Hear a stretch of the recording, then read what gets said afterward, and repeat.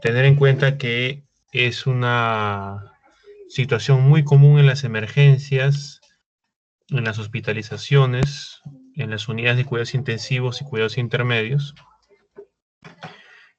Es un síndrome que vamos nosotros a ver sobre todo cuando ustedes hagan el internado de manera muy rutinaria, ¿no? Sobre todo cuando hagan sus guardias en la emergencia, ya que muchos de los problemas respiratorios llegan a esta situación, ¿no? Por ejemplo, ¿no? Lo que estamos viviendo actualmente en la pandemia del coronavirus, ¿no? ¿No? ¿Qué es la insuficiencia respiratoria, ¿no? También llamado falla respiratoria o fracaso del sistema respiratorio, básicamente para hacer el intercambio gaseoso, ¿de acuerdo? Recuerden ustedes que cuando nosotros hablamos de intercambio gaseoso, estamos hablando de el aire que ingresa por las vías respiratorias hacia los alveolos y pasa hacia la sangre venosa.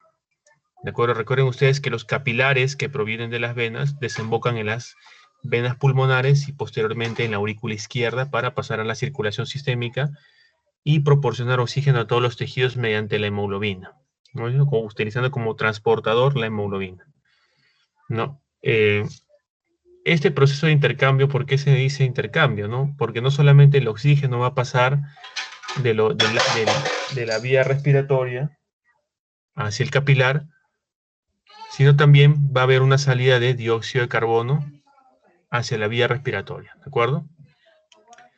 Algo importante, un tema muy interesante que es el aparato respiratorio, ¿de acuerdo?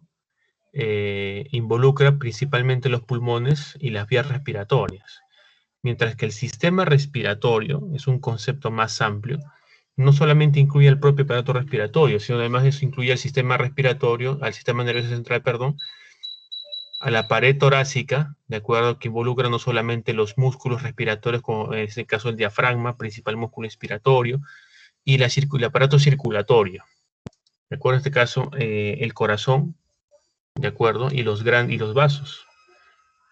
Falta agregar ahí, digámoslo así, un par de componentes, que es el tejido hematológico, por medio de la hemoglobina. Recuerden ustedes que el 97% del oxígeno circulante va unido a hemoglobina, solamente el 3% va difundiendo solo, va viajando solo. Eso involucra de que la presencia de la concentración de hemoglobina en niveles adecuados va a facilitar una adecuada oxigenación de los tejidos. Además de eso, el aire ambiental, ¿no? Porque vamos a ver que la presión atmosférica va a jugar un papel importantísimo en ese caso el intercambio gaseoso. Por esa razón, no es lo mismo, digámoslo así, respirar a un nivel, por así decirlo, el nivel del mar, y respirar en un sitio de altura, como por ejemplo en nuestro país, dos ejemplos muy característicos, la zona de Cerro de Pasco y la zona de Puno. ¿De acuerdo? Además de eso, concepto importante es la fracción inspiratoria de oxígeno, ¿de acuerdo? La fracción inspiratoria de oxígeno es el porcentaje de oxígeno que se encuentra en el área ambiental.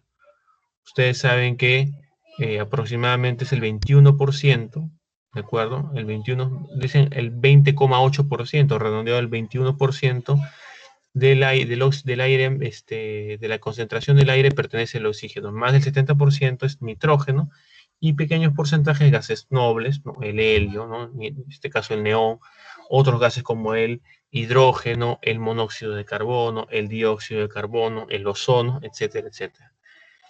¿De acuerdo? La insuficiencia respiratoria, jóvenes, no es una enfermedad, ¿no? Es un síndrome. ¿De acuerdo? Es un síndrome, ¿por qué? Porque tiene signos y síntomas de diferente causa. Pero algo importante es la vía común, es la consecuencia final de la mayoría de procesos de origen respiratorio. ¿Por qué en este caso, más que respiratorio, lo correcto sería decir pulmonar? No, un ejemplo muy típico sería, por ejemplo, una neumonía. Ustedes ya tuvieron su clase de neumonía. Por ejemplo, la tuberculosis, cuando compromete grandes territorios del parénquima pulmonar, provocando bronquitasias, zonas cavitarias, retracciones, fibrosis pulmonar, definitivamente se va a ver mermada la función de intercambio gaseoso. Pero además de eso, problemas de origen cardiológico, por ejemplo, la insuficiencia cardíaca congestiva, ustedes ya llevaron en semiología, dentro de los criterios de Framingham, la presencia del edema agudo de pulmón. ¿No? ¿Qué significa? se incrementa la presión en los capilares del pulmón, provocando que se trasvase, ¿no? Se extravase el líquido hacia los alvéolos y al intersticio pulmonar, lo que dificulta el intercambio gaseoso, ya que en el alvéolo no debe haber otra cosa más que aire. Neurológico, ¿por qué? Porque ustedes saben que el sistema nervioso central se encarga de el inicio del impulso respiratorio y la regulación del patrón y la velocidad del impulso respiratorio.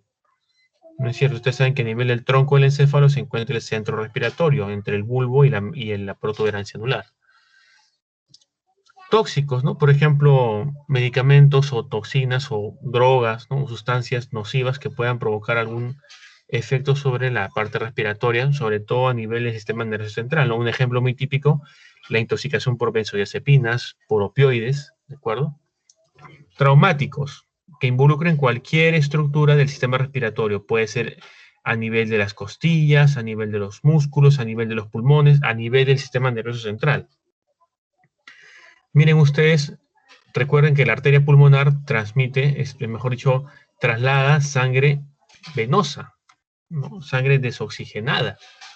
Es la única arteria que lleva sangre desoxigenada. Una presión importante, por ejemplo, la presión parcial de oxígeno es más o menos 40 milímetros de mercurio y la presión parcial de CO2 es 46.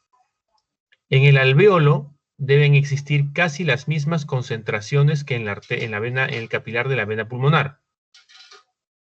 Deben existir casi las mismas concentraciones. Y aquí aparece un concepto importante. El concepto de la gradiente alvéolo arterial. ¿De acuerdo? Gradiente alvéolo arterial. ¿Qué significa? Es la diferencia entre la concentración de oxígeno del alvéolo con respecto al capilar arterial. En este caso, a la sangre arterial del capilar pulmonar. Este valor debe ser aproximadamente entre 0 a 12. ¿Qué significa, doctor? Que como máximo debe haber una diferencia de presiones entre 12 entre estos dos compartimentos. No debe haber más. Cuando yo tengo que esta gradiente está subiendo, eso lo vamos a ver en un estudio de gasometría, es porque la concentración en el alvéolo se ha incrementado tanto que no puede pasar al capilar que lleva sangre arterial. Y como no pasa, también hay una disminución de los niveles de presión de oxígeno a nivel del capilar. Ahí viene el concepto de insuficiencia respiratoria tipo 1, por ejemplo, ¿no? Pero ese es un dato importante, la gradiente alvéolo arterial. No nos olvidemos de ese concepto a partir de ahora, por favor. Dentro de las causas de insuficiencia respiratoria, bueno, en este caso crónica, por así decirlo, vamos nosotros a mencionar algunos tipos de causas, ¿no?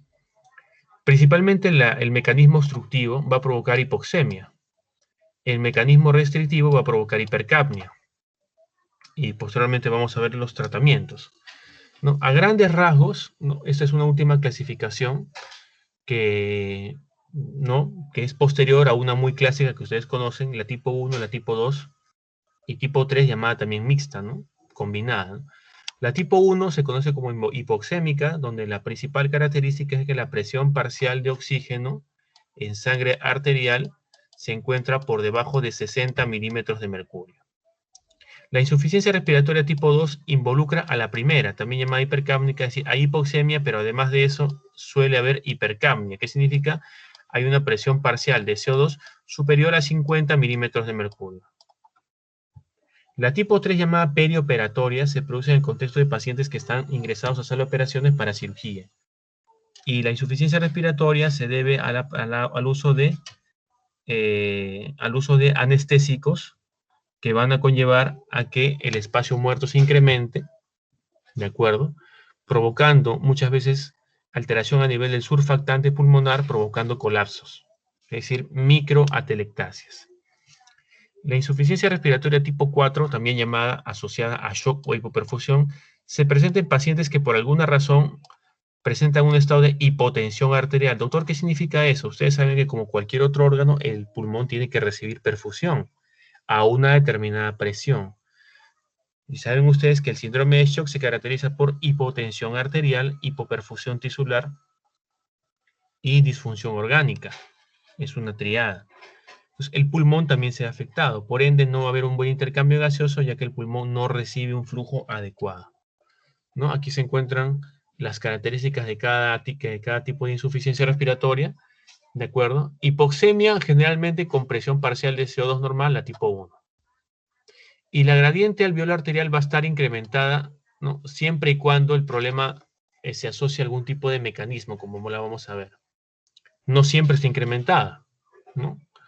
La insuficiencia respiratoria tipo 2, también llamada hipercápnica, se presenta cuando la presión arterial de CO2 se encuentra elevada a más de 50. Pudiese o no haber hipoxemia. Generalmente suele haber hipoxemia. Y la gradiente alveolar arterial generalmente es normal. ¿Por qué? Porque el problema es principalmente CO2.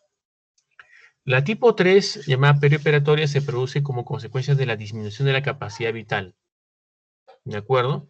Principalmente, ¿por qué? Por una limitación de la expansión torácica, como les he mencionado, principalmente en este caso por drogas, cuando es perioperatoria. Y la tipo 4 se produce como consecuencia de la disminución de la perfusión, es decir, disminución de entrega de oxígeno, no solamente a los vasos que se encargan de hacer el intercambio gaseoso, sino también a los músculos, ¿de acuerdo?, que se encargan de la respiración. ¿De acuerdo? Digámoslo así. También podríamos clasificar a la insuficiencia respiratoria según el criterio evolutivo, ¿no? Por ejemplo, la insuficiencia respiratoria aguda, un ejemplo muy típico es el paciente que tiene una neumonía, por ejemplo, o un proceso agudo, una exacerbación asmática, una neumonía, una tromboembolia pulmonar. No, la insuficiencia respiratoria crónica es aquel paciente que presenta insuficiencia respiratoria a lo largo del tiempo. Puede ser tipo 1 o puede ser tipo 2. Generalmente este paciente se encuentra compensado. ¿Qué significa? Todos sus órganos, incluyendo el tejido hematológico, se han adaptado a esa insuficiencia respiratoria. ¿Qué significa, doctor? Si, por ejemplo, yo tengo una insuficiencia respiratoria crónica, este paciente va a tener con su propia hemoglobina, muchas veces en niveles bajos, se adapta a la insuficiencia respiratoria. Eso que va a condicionar que aparezcan signos muy típicos, como por ejemplo el hipocratismo digital, ¿no?, que es conocido como, por ejemplo, los dedos en palillo de tambor, las uñas en vidrio de reloj, ¿no? Inclusive podría haber hasta caquexia. ¿Por qué, doctor? Porque ustedes saben que cuando el cuerpo realiza el intercambio gaseoso, el oxígeno que ingresa a los vasos capilares arteriales o que llevan sangre arterial, se encargan justamente de hacer la respiración celular, de fomentar, de hacer que se presente la respiración celular aeróbica. Y ustedes saben que la finalidad, la meta de la respiración celular es la formación de energía en forma de ATP. La insuficiencia respiratoria crónica reagudizada es aquel paciente que tiene un daño pulmonar de base. Por ejemplo,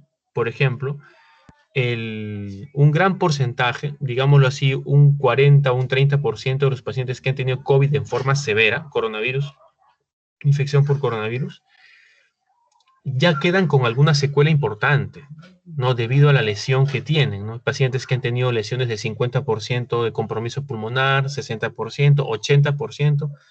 Ha habido casos en los cuales los pacientes tienen el 100% de compromiso pulmonar por coronavirus. Es un ejemplo. Esos pacientes, posterior a la infección aguda, van a presentar secuelas, ¿no? Muchos de ellos van a requerir oxigenación domiciliaria, ¿no? Van a requerir un soporte oxigenatorio ante la posibilidad de que requieran un incremento de oxígeno en base a su demanda. Entonces, si este paciente tiene un problema crónico, pudiese reagudizarse, es decir, presenta una insuficiencia respiratoria aguda nuevamente, por alguna razón. La primera causa son infecciones, ¿no? Puede ser de vías respiratorias altas o vías respiratorias bajas.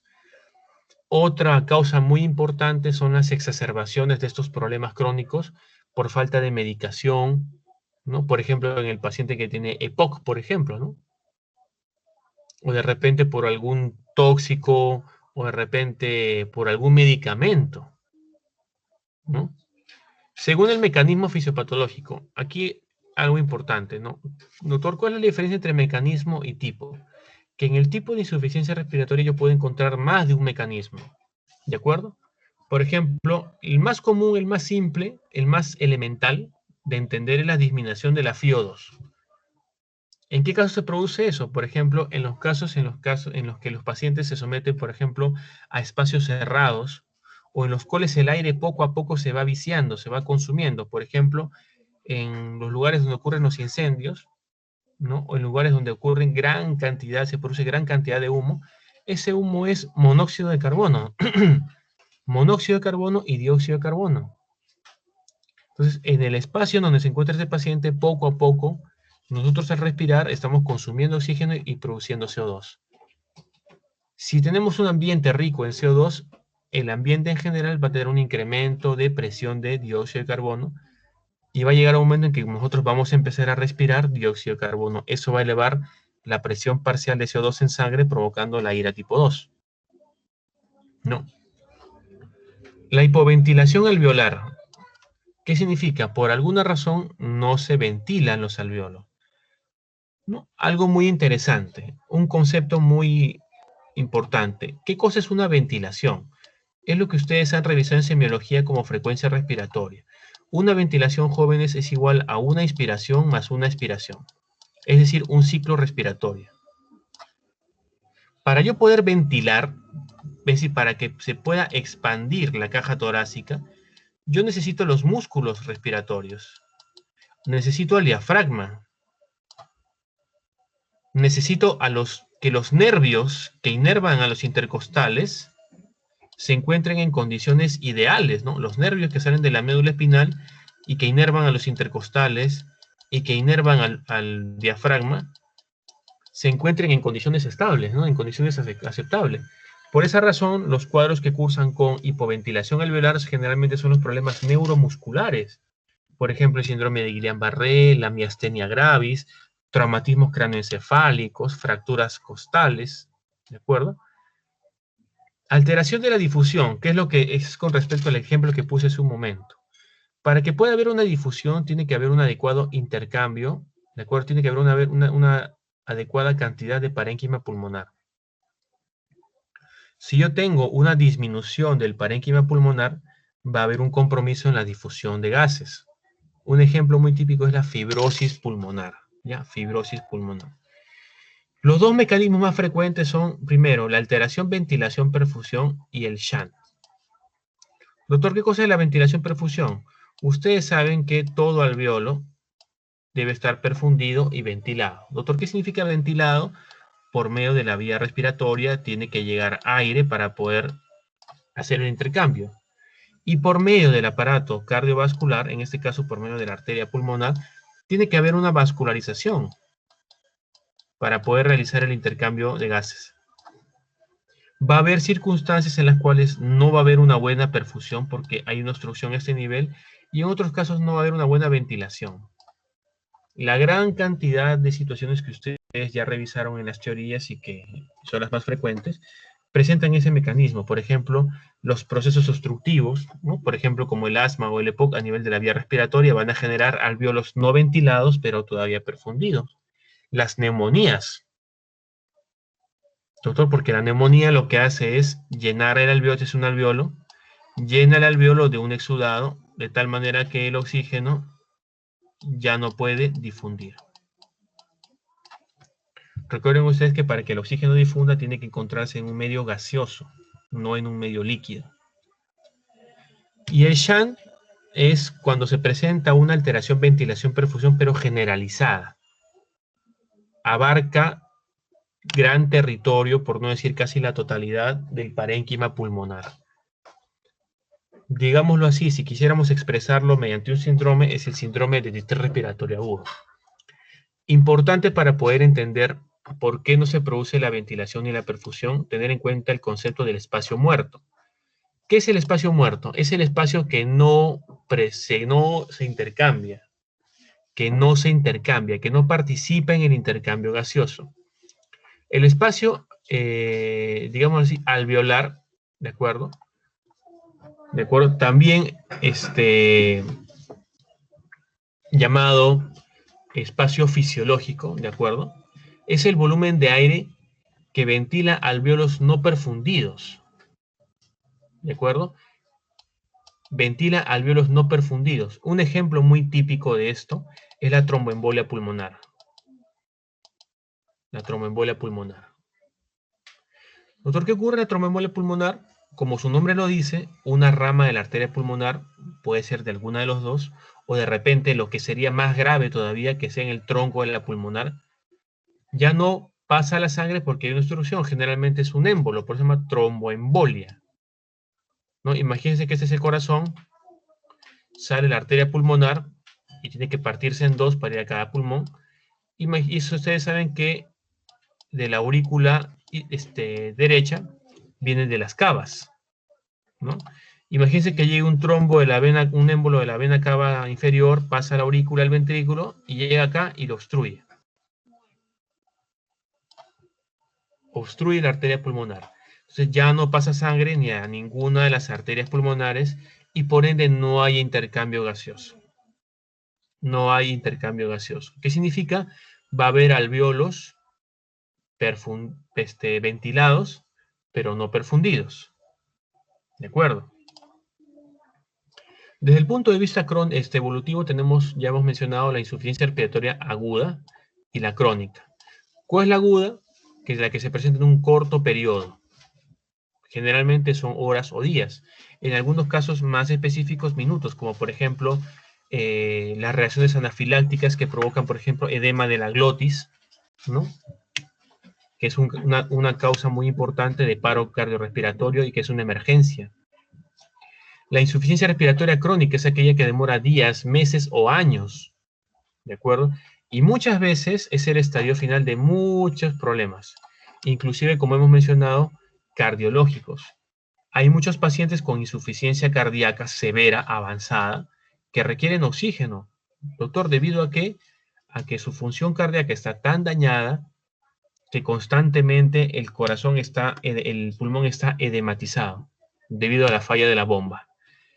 La insuficiencia respiratoria crónica reagudizada, como ya hemos mencionado, es aquel paciente bajo una premisa de un problema crónico, ¿de acuerdo? Presenta una exacerbación debido generalmente a una infección. ¿Cuáles son las causas más frecuentes de insuficiencia respiratoria tipo 1, también llamada hipoxémica? Dependiendo del mecanismo, ¿no? Si es un cortocircuito o un SHAT, generalmente las causas más frecuentes son las que presentan el famoso síndrome de distrés respiratorio agudo o el edema agudo de pulmón no cardiogénico. Cardiogénico. ¿De acuerdo? ¿Cuáles son esas causas? Principalmente problemas cardiovasculares, por ejemplo, el infarto agudo de miocardio, insuficiencia cardíaca, en este caso izquierda, la sepsis, ¿de acuerdo? La pancreatitis, los traumatismos se presentan generalmente en el contexto del síndrome de distrés respiratorio agudo. Las neumonías severas también cursan con lo mismo. Cursan con el famoso síndrome de distrés respiratorio agudo. Desequilibrio, ventilación, perfusión, principalmente lo que les mencioné, ¿no? Las enfermedades bronquiales obstructivas, por ejemplo, el EPOC, el asma, las neumonías, ¿de acuerdo? Definitivamente las embolias pulmonares, ¿no? La tromboembolia pulmonar. ¿Debido a qué, doctor? A que producen alvéolos no perfundidos, pero todavía ventilados. ¿De acuerdo? Muy bien. Causas de insuficiencia respiratoria tipo 2. Si tenemos un paciente con enfermedad pulmonar previa, ¿de acuerdo? Generalmente, ¿qué son? ¿No? EPOC, ¿no? La fibrosis pulmonar, asmas muy graves, muchas veces refractarias, y pacientes con sepsis. En pulmones normales, obviamente ya hemos mencionado que son los problemas neuromusculares. Neuromusculares, es decir, los que comprometen el sistema nervioso central, la caja torácica y los músculos. Problemas a nivel del sistema nervioso central, por ejemplo, accidentes cerebrovasculares, abscesos cerebrales, traumatismos cráneoencefálicos, ¿no? Lesiones de la médula, por ejemplo, traumatismos vertebromedulares, ¿no? Las famosas lesiones a nivel de la cervical, ¿no? El síndrome de Guillain-Barré, el botulismo que se produce por la infección de un germen llamado Clostridium botulinum, la toxina botulínica, la miastenia gravis que provoca un problema a nivel de la placa mioneural, la esclerosis lateral amiotrófica, la polimiositis, que forma parte de las llamadas miopatías inflamatorias, que ustedes van a ver en reumatología. Doctor, ¿qué ocurre con la polimiositis? Bueno, la polimiositis es una miopatía inflamatoria. ¿Qué significa? La inflamación se produce en el contexto de una enfermedad autoinmune y que daña la función del músculo. En el músculo no hay fuerza ni muchas veces contracción. Y en algunos casos muy particulares puede comprometer la musculatura respiratoria. ¿De acuerdo? Entonces, este es un algoritmo más práctico, ¿no? Si yo tengo un paciente que no tiene hipercapnia, ¿de acuerdo? Que no tiene hipercapnia, yo analizo. Si mi paciente tiene enfermedades pulmonares crónicas, yo voy a pensar en lo que es EPOC, asma, bronquiectasias, muchas veces secundarias a TBC, y enfermedades intersticiales difusas, por ejemplo, la fibrosis pulmonar. ¿No? Hay muchas enfermedades pulmonares intersticiales, no hay una clasificación importante. Si el problema es agudo, es decir, no hay hipercapnia, pero principalmente hay hipoxemia, si es localizado, generalmente son las neumonías. ¿No? En las neumonías lobares, generalmente por estreptococo o Haemophilus influenza. Tromboembolias pulmonares cuando el proceso es local. Ya hemos hablado nosotros que cuando el problema es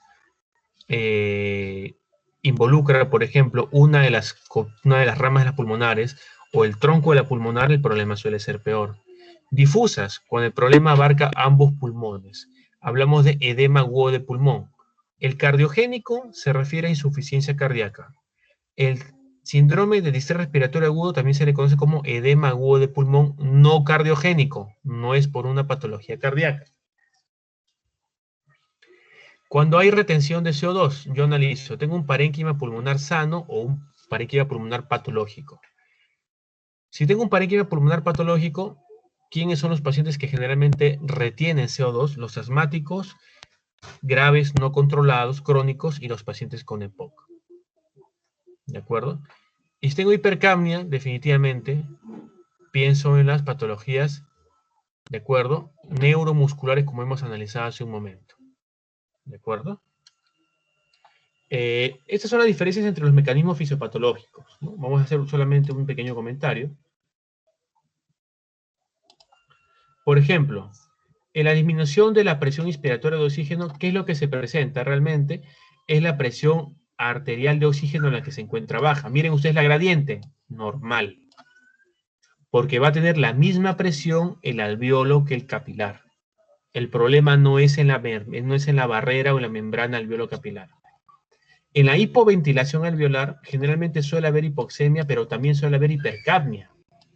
La gradiente es normal porque la membrana alveolo capilar se encuentra en condiciones normales, por así decirlo. En la alteración de la difusión, ¿qué cosa voy a encontrar? Voy a encontrar hipoxemia, voy a encontrar hipocapnia, porque ese paciente suele tener una hiperventilación compensatoria. Pero ¿qué es lo que voy a encontrar? Una gradiente alta. ¿Por qué, doctor? Porque el tejido pulmonar ha sido reemplazado por fibrosis. En la alteración ventilación-perfusión voy a encontrar una PO2 baja. La presión parcial de CO2 suele ser variable. ¿De acuerdo? Y voy a encontrar una gradiente alta debido a que aquí sí hay un incremento en el grosor o inflamación en la barrera, en la membrana alveolo capilar. En el shunt o cortocircuito de igual manera. Voy a encontrar una gradiente, pero aquí es sumamente alta. Tal vez es la más alta de todas. ¿De acuerdo? Y si ustedes se dan cuenta, es el único tipo de insuficiencia respiratoria que no responde a oxígeno. Aquí el problema no es oxígeno. Aquí el problema es presión. ¿No? Para yo manejar la insuficiencia respiratoria mediada por shunt, aquí la terapia es soporte ventilatorio, ventilación mecánica, ¿no? Sea no invasiva o invasiva. Es lo que ocurre con los pacientes que tienen COVID, ¿no? Generalmente las manifestaciones clínicas son en general las mismas, ¿no? Si tengo un paciente que tiene manifestaciones de hipoxemia, principalmente a nivel neurológico, que voy a encontrar? Principalmente cefalea, alteración del estado de conciencia, pasando por confusión, estupor. Inicialmente, antes de presentar un deterioro del estado de conciencia, el paciente puede presentar inquietud, insomnio, Y en casos muy severos, de hipoxemias muy profundas, podrían presentarse convulsiones. ¿De acuerdo? Generalmente cuando hay manifestaciones de origen cardiovascular, el corazón lo que hace es incrementar su frecuencia cardíaca para poder compensar la falta de oxígeno. Podemos encontrar inicialmente taquicardia, pero cuando ya estamos en un estado de hipoxemia severa, el corazón también puede haberse afectado. Porque recuerden ustedes que el corazón también necesita oxígeno. Al final podría haber bradicardia, aparición de arritmias cardíacas por hipoxemia. Y las más terribles son las ventriculares, ¿no? La taquicardia ventricular y la fibrilación ventricular. ¿De acuerdo? Cuando yo hablo de hipercapnia, voy a hablar de incremento de presión parcial de CO2 en sangre. ¿Qué significa? Que las manifestaciones de la hipercapnia se producen en el contexto de un incremento de dióxido de carbono. ¿Qué cosa voy a tener? Principalmente compromiso del estado de conciencia, cefalea. El paciente puede llegar a coma. Recuerden ustedes que el pH es directamente proporcional a la concentración de bicarbonato. Recuerden la ecuación de Hesselbach. E inversamente proporcional a la presión parcial de CO2. ¿Qué significa? Que para mantener un pH adecuado, si yo tengo una disminución del bicarbonato, la PCO2 debe bajar. Y si yo tengo un incremento de la PCO2, el bicarbonato también debe subir. El único problema, ¿cuál es? Que el bicarbonato, ¿quién lo corrige? Lo corrige el riñón. Y el riñón lo corrige muy lentamente, demora días. Ya para eso el dióxido de carbono ha incrementado, alterando el pH, provocando lo que se llama acidosis respiratoria. Acidosis respiratoria. El paciente, además de eso, que puede tener convulsiones producto de la concentración de dióxido de carbono, movimientos involuntarios como por ejemplo la asterixis, las mioclonías, puede haber incluso edema de papila. Doctor, ¿qué es el edema de papila? Que es igual a hipertensión endocraniana o hipertensión intracraneal. Y además de eso, la hipercapnia, arritmias cardíacas. ¿De acuerdo? Definitivamente hay manifestaciones tempranas que nos pueden orientar a actuar rápido. ¿Cuáles son esas, doctor? Las precoces, inquietud generalmente, la disnea. Ustedes ya llevaron en semiología cardiovascular la clasificación del NIJA, ¿no? Disnea a grandes esfuerzos, a medianos, a pequeños esfuerzos y en reposo. En la patología respiratoria pulmonar vamos a utilizar la clasificación de la MRC 1, 2, 3, 4 en base a su funcionalidad. ¿De acuerdo? Manifestaciones intermedias. Ya el paciente tiene vasoconstricción periférica. ¿Con la finalidad de qué? De asegurar el poco oxígeno que hay a los órganos más importantes, llámese corazón, pulmón, riñones, suprarrenales. ¿De acuerdo? Ya suele haber taquicardia compensatoria. Tardíamente aparece la cianosis. Ya ahí cualquiera hace el diagnóstico. ¿Cuáles son signos de gravedad de insuficiencia respiratoria? Principalmente signos de fatiga muscular. El paciente ya no está respirando a un ritmo adecuado, comienza a tener de lo que tenía polipnia, es decir, respiraciones profundas, ahora tiene respiraciones superficiales, taquicardia, frecuencia respiratoria por encima de 40, aparición del pulso paradójico, ¿de acuerdo? Aparición de cianosis, ¿de acuerdo? Signos de afectación del sistema nervioso central, ¿qué significa? Somnolencia, estupor, ¿de acuerdo? Necesariamente, chicos, yo para poder confirmar el diagnóstico de insuficiencia respiratoria necesito una gasometría arterial. Presión arterial de oxígeno por debajo de 60, tipo 1, presión parcial de CO2 por encima de 50, tipo 2.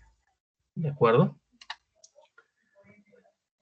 Cuando yo hable de falla hipoxémica, chicos, eso lo van a escuchar más de una vez, yo estoy hablando principalmente de la presión parcial de oxígeno.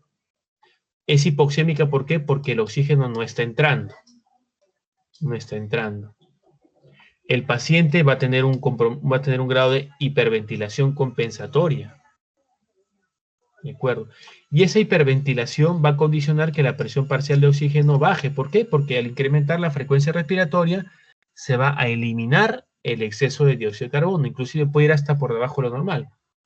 Mientras que cuando yo hablo de falla ventilatoria, estoy hablando de concentración de presión parcial de CO2. Ustedes recuerdan que una ventilación es una inspiración más una expiración.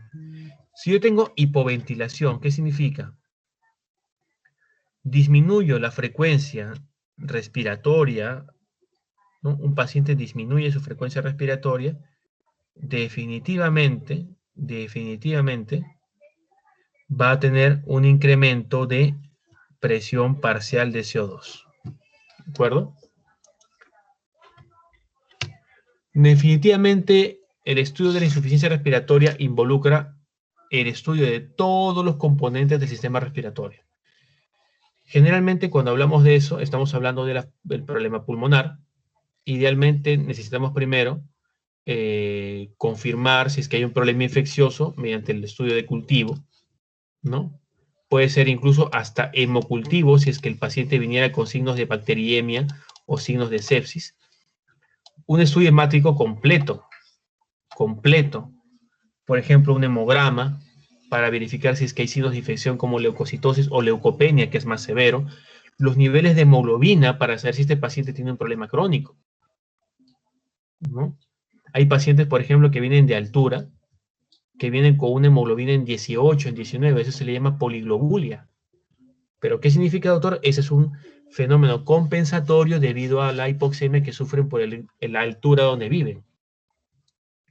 Lo que no puede faltar, gasometría arterial. Tampoco puede faltar la función renal. ¿Por qué razón?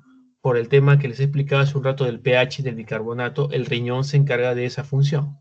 Y un electrocardiograma, ¿por qué, doctor? Porque tanto la hipoxemia como la hipercapnia suelen provocar compromiso cardiovascular. Esos son dos ejemplos muy típicos, ¿no? Aquí pueden ver ustedes un infiltrado de tipo alveolar, algodonoso, acompañado del famoso broncograma aéreo, ¿no? Muy típico de las neumonías basales o neumonías lobares. ¿De acuerdo? La causa más frecuente de neumonía adquirida en la comunidad. Mientras que en esta otra imagen, ¿de acuerdo? Nosotros vemos de que, miren ustedes, ven estas pequeñas líneas, eso seguramente se los han explicado en su clase de radiología. No, estas líneas representan la vascularidad del pulmón, por eso el pulmón no se ve negro, se ve con estas rayitas blancas. Miren ustedes aquí, se ve mejor todavía. Doctor, pero aquí se ve todo negro, aquí no hay estas rayitas blancas. Lo que está ocurriendo aquí es que el parénquima pulmonar se ha retraído, se ha colapsado,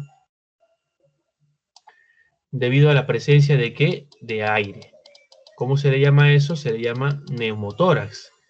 Es la presión, es el incremento de aire o la presencia de aire en la cavidad pleural. ¿De acuerdo? Dependiendo de su intensidad, va a variar el cuadro clínico, ¿no? Entonces, ¿cuál sería una buena manera de poder abordar un paciente con insuficiencia respiratoria? Verifico mis criterios clínicos y confirmo mediante un estudio de gases arteriales. Si tengo un paciente con una presión por encima de 60, busquemos otros diagnósticos. No es insuficiencia respiratoria. Si tengo un paciente con una PO2 por debajo de 60, digo, es una insuficiencia respiratoria aguda, siempre y cuando, obviamente, tengamos un problema de pocos días. Y yo digo, si la presión de CO2 es normal o baja, voy a una radiografía de tórax, que definitivamente tiene que formar parte del estudio, una imagen. Si la presión parcial de CO2 es alta, ¿qué significa? Hay una acidosis respiratoria, hay una hipercapnia, yo voy a analizar la gradiente. Si la gradiente es normal, ¿qué significa? Tengo una hipercapnia con gradiente normal, problemas neuromusculares. El problema no es membrana alveolo-capilar. Pero si tengo hipercapnia con gradiente anormal, pienso en problemas difusos, principalmente pulmonares. Edema agudo de pulmón, síndrome de distrés respiratorio agudo, puede ser las neumonías, ¿no? El embolismo graso, que es causa importante de distrés respiratorio agudo. Si la radiografía arroja un problema extrapulmonar, lo más probable es que sea un problema pleural, un derrame pleural o un hemotórax, por ejemplo. Una rotura diafragmática, un hemotórax, ¿de acuerdo? También va a provocar eso. Ahora, si yo tengo una insuficiencia respiratoria aguda con una presión parcial normal o baja, yo menciono, si tengo una radiografía de tórax con pulmones claros, no se ve ningún problema. Pensemos básicamente en patología obstructiva.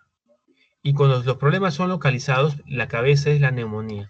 Obviamente que la telectasia tiene otro cuadro clínico, ¿no? Y el examen físico definitivamente vamos a encontrar generalmente un hemitórax retraído, ¿no? Con vibraciones vocales abolidas, murmullo vesicular abolido. A la inspección signos de retracción, ¿no? Retracción costal, ¿no? Retracción diafragmática, disminución de la amplexación, ¿no? ¿Cuál es la meta terapéutica, jóvenes? Yo manejo 3. Las gasométricas, lograr normalizar la presión parcial de oxígeno y disminuir la presión parcial de CO2 si es que estuviera frente a una hipercapnia. ¿Por qué, doctor? Porque si yo normalizo la presión de CO2, lo que estoy haciendo es normalizar el pH. En esos pacientes con hipercapnia realmente es el pH lo que los mata. Doctor, mi paciente puede estar oxigenando bien y con una presión parcial de CO2 bien, pero me interesa a mí el patrón ventilatorio. ¿Qué significa? Que esté respirando adecuadamente. ¿De qué me sirve tener un paciente con una presión parcial de oxígeno en 80 milímetros de mercurio si está respirando a 40 por minuto? O tiene lo que se llama la respiración tóraco-abdominal. No me sirve.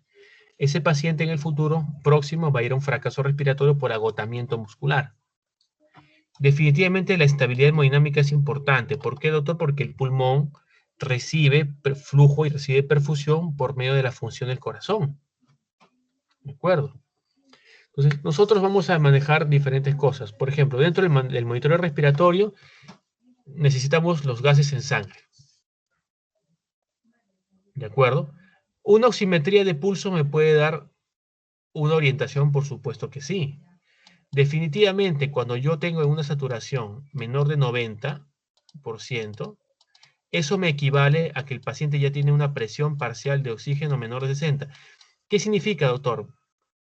Que si yo tengo un paciente que satura menos de 90, ese paciente ya tiene una insuficiencia respiratoria tipo 1, cosa que no puedo hacer con la PCO2. ¿De acuerdo? Voy a evaluar la función respiratoria. Voy a evaluar el patrón respiratorio, la frecuencia respiratoria, cómo está respirando, y la hemodinámica, ver que la presión arterial se encuentre bien, que no esté haciendo taquicardia. Si mi paciente no es capaz de respirar por sí solo porque se está agotando, porque no oxigena adecuadamente a pesar del suplemento indicado, yo debo realizar el manejo de la vía aérea mediante la intubación endotraqueal. Obviamente que mi objetivo de la intubación, como les dije a mi grupo de práctica, yo la realizo cuando el paciente tiene una hipoxemia que no se corrige y requiere soporte ventilatorio porque el paciente se va a agotar. O tengo que corregir una acidosis respiratoria. Doctor, una acidosis respiratoria se produce cuando incrementa la presión parcial de CO2. Ustedes al dar oxígeno pueden mejorar la presión parcial de oxígeno, pero ¿cómo se mejora la presión parcial de CO2? Tendrían que hacer que el paciente ventile, pero si tengo un paciente que se está agotando, no hay otra manera que intubarlo y conectarlo a un ventilador mecánico. El objetivo con oxígeno es lograr en un paciente una saturación por encima de 90 y una presión parcial por encima de 60. Esas son mis metas. Y obviamente que si mi paciente tiene una hipercapnia con acidosis respiratoria aguda, el tratamiento es ventilación mecánica. ¿De acuerdo? La oxigenación, digámoslo así, es la medida básica, el soporte oxigenatorio. Hay diferentes sistemas para poder suplementar oxígeno, sistemas de bajo flujo, sistemas de alto flujo, dependiendo de la saturación y la presión parcial de CO2. Bastante cuidado. En los pacientes que yo tenga problema pulmonar crónico, por ejemplo, fibrosis pulmonar, enfermedad pulmonar obstructiva crónica, mi objetivo en la saturación es de 88 a 92%. No debo forzar más. En un paciente que tiene una lesión pulmonar crónica, jóvenes, no esperemos 98, 97, 96, porque en lugar de hacerle un beneficio, le vamos a provocar un daño. ¿Entienden? ¿Cuáles son los objetivos del oxígeno? No es dar por dar, es manejar la hipoxemia, disminuir el trabajo respiratorio y disminuir el trabajo miocárdico. Doctor, ¿por qué? Porque el corazón hace taquicardia para poder asegurar mayor cantidad de oxígeno. Para dar oxígeno a bajo flujo yo utilizo las cánulas binasales y las bolsas de reservorio, ¿no? Para dar alto flujo yo puedo utilizar máscaras, digámoslo así, máscaras de oxígeno de alto flujo, cánulas de alto flujo, que es lo que se está utilizando ahora. Y últimamente, producto de la pandemia, se está innovando, se está utilizando mucho más lo que son las máscaras de tipo snorkel, que parecen esas escafandras de buzo que abarcan toda la cabeza para asegurar un mayor flujo de oxígeno. ¿Cuál es el objetivo de estos suplementos de oxígeno? Incrementar la fracción inspiratoria de oxígeno. ¿Qué significa? Que el paciente ya no respire 30, 40, 50, sino hasta 80. Solamente se logra 100% cuando el paciente se encuentra en ventilador mecánico. ¿De acuerdo? Aquí tenemos, ¿no? En un paciente que está respirando espontáneamente porque todavía puede hacerlo, yo utilizo dispositivos de alto flujo y de bajo flujo. ¿Cuáles son de bajo flujo? Las cánulas binasales, las mascarillas simples. ¿De acuerdo? Alto flujo, mascarillas basadas en el efecto de Venturi. Puede llegar hasta 50%. Si mi paciente no puede respirar solo, sea porque se va a agotar o porque mi objetivo es manejar una acidosis respiratoria aguda, es decir, una hipercapnia aguda, el tratamiento es ventilación mecánica y, como les vuelvo a repetir, la FiO2 puede ir de 21 hasta 100%. Entonces, un ejemplo muy típico que solemos ver ahora en nuestro hospital, por ejemplo, pacientes que han tenido TBC o algún pulmón crónico de base, digamos, doctor, mi paciente tiene una insuficiencia respiratoria crónica reagudizada. Si no tiene retención de CO2, es decir, solamente es hipoxemia, el tratamiento es oxígeno. ¿Cuánto es mi meta, doctor? Saturación entre 88 a 92%. Si tengo una hipercapnia, mi paciente tiene que ir a soporte ventilatorio. Primero el no invasivo, que es por medio de una máscara. Y si no responde a eso, es invasivo. ¿Cómo es invasivo, doctor? Por ventilación mecánica. ¿Cuál es el objetivo de la ventilación mecánica? Primero, poder manipular el intercambio gaseoso, aumentar los volúmenes pulmonares. Nosotros eso lo programamos en la máquina. Pero dos indicaciones principalmente, jóvenes: revertir la hipoxemia y revertir la acidosis respiratoria aguda. Definitivamente. Como utilizando otras maniobras por medio del incremento de la presión por el ventilador mecánico, podríamos revertir atelectasias. ¿De acuerdo? Mediante una maniobra llamada reclutamiento alveolar. ¿En qué consiste eso? Dar una presión a través del ventilador mecánico para que los alveolos se inflen a presión. ¿De acuerdo? Revertir la fatiga de los músculos respiratorios. ¿Qué significa? Si este paciente llegó a ventilador mecánico es porque llegó por agotamiento. Como todo músculo, si ustedes corren, va a llegar un momento en que se van a cansar y van a dejar de correr. Igual los músculos respiratorios. Cuando indicamos ventilación mecánica a un paciente como última opción de manejo de la insuficiencia respiratoria, con hipoxemias refractarias a pesar del aporte de oxígeno máximo. Acidosis respiratoria, ¿no? Hipercapnia progresiva, ¿qué significa? Que la presión parcial de CO2 va a ir incrementando rápidamente. Esto de la frecuencia respiratoria es relativo, ojo, es solamente una indicación relativa. ¿De acuerdo? Uso de musculatura accesoria o tirajes o asincronías, lo que se llama mal patrón ventilatorio, ¿de acuerdo? Mal patrón ventilatorio o respiración tóraco-abdominal. Idealmente, el paciente podría iniciar con ventilación no invasiva. ¿Qué significa? No se le intuba, solamente es con una máscara. Las indicaciones son las que hemos visto, pero ¿cuándo el paciente no va a poder hacer eso? Cuando el paciente tenga un deterioro del nivel del estado de conciencia, el paciente tiene que estar despierto, colaborador, recibiendo indicaciones. Que tenga una inestabilidad hemodinámica, ¿qué significa? Que esté en shock o que tenga algún problema cardíaco, no va a poder colaborar. Porque en estos pacientes, recuerden ustedes, lo que se quiere es disminuir el esfuerzo cardíaco.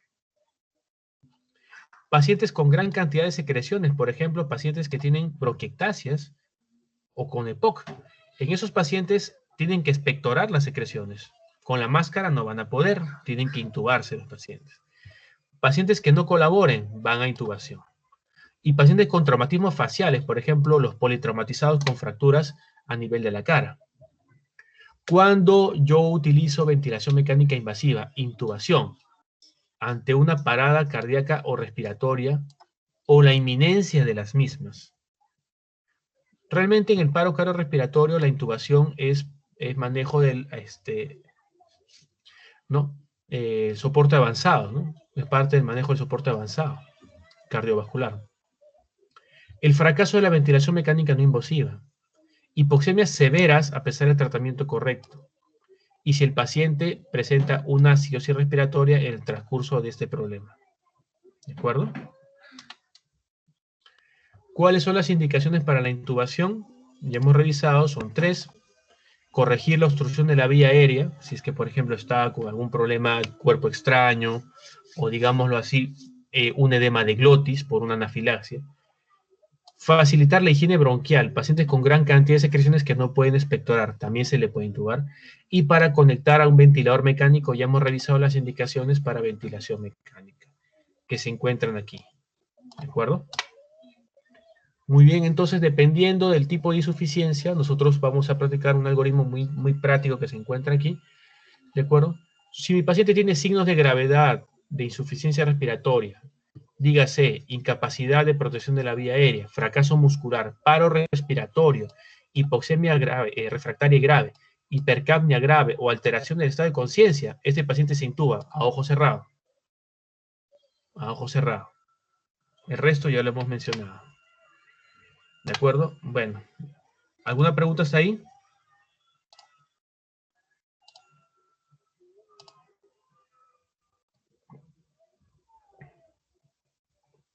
Chicos, ¿alguna pregunta? ¿Alguna pregunta, jóvenes?